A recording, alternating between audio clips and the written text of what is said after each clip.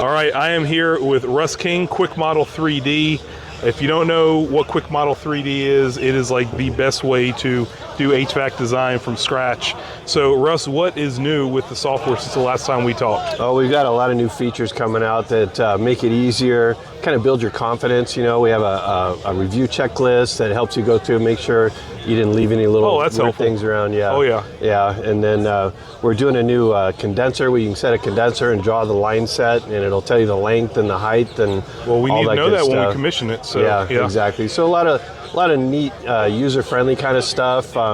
The way things move around, we've made that easier to grab stuff, and easier to tell where it's going. Because you know, when you're in that 3D world, it's kind of hard to get used to sometimes. If you're not a hardcore gamer, you know. Right. But yeah, just a lot of stuff that people have said. You know, can you do this? Can you do that? We're like, yeah, that's a great idea. Let's do that. And so we try to incorporate as many user suggestions as we can. And that's what I really appreciate about your software is that you guys are in tune to our community. Yeah. And you know, we're talking to the founder and the programmer right here, and so you guys are so responsive with that. Yeah. So if anyone's not familiar with Kwik Model 3D, if you've been sleeping under a rock for all these years, like what's a quick description of what makes that software a little bit different? The main thing is how you get the information from a 2D set of plans into the software. You know, that's always been a challenge, and we can incorporate, like for new construction, we can incorporate a PDF from an architect or whatever, and then you build the house in 3D, and it's not CAD. Everyone thinks CAD. You know, 3D is CAD. It's more like Minecraft, honestly, than AutoCAD. And so you build a house out of boxes, and it goes really fast, and it does all the takeoffs for you and everything, and that plugs into the load calculation engine, and then you draw the ducts in 3D. Yeah, it's really fun. You can see, you know, some of the pictures of what it looks like. Yeah, that's kind of what the deliverables looks like. It's very realistic. It'll do sheet metal. I've done lots of sheet metal design work. Oh yeah? Yeah. I use it every day. I probably have 8 or 9 projects on my desk right now. And Connor hates when I use it because every time I use it, I ask him to fix it, or not fix it, but add something. You know, that's part of the process. Can you make this? Can you move this over here? And and it's all about workflow. You know, it's all about having going through your projects easy and consistently and stuff like that. Yeah. And we're really shooting.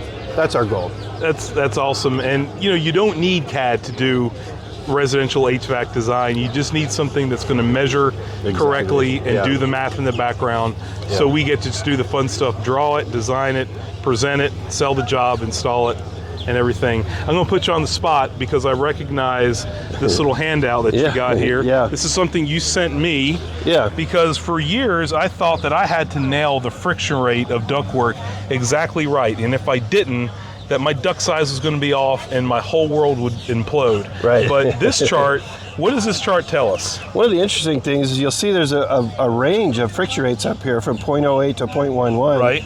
And then the colors of the duct sizes, and there's airflows, and you'll notice there's a lot of overlap. So this band right here, from here to here, it doesn't matter which friction rate, you're still going to be a 16-inch duct. Right.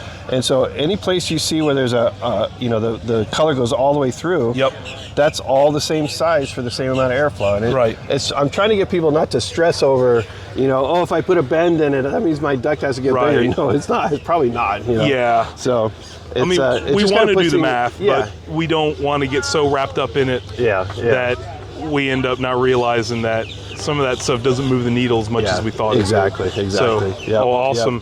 And then we also, we've officially announced our agreement and relationship with Cubicasa. Oh, that's huge. So if you're doing an existing house and you don't have a set of floor plans, you can scan the house with Cubicasa and they send you a floor plan that you can import directly into our software. And then for an extra few bucks, you can import a file that can actually import it in 3D in our software. So that can save you quite a bit of time. So we're really happy about that. Definitely a time saver instead of dragging a tape measure or a laser measure around the house. Exactly. And it'll work on any phone.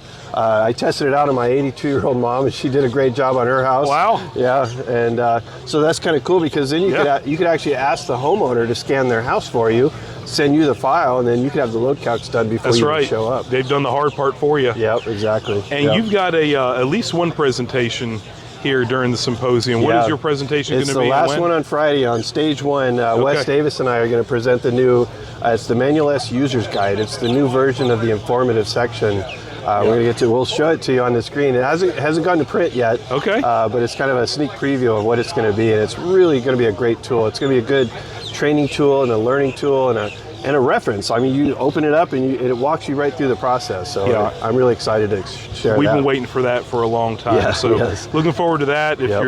If you're here live, then obviously you want to try to attend that live. If you're not and you're getting the recording later, make sure to check that out. Thank you again, Russ. It's good seeing you. You too. Thanks for the update. Thank you for everything that you do. Awesome.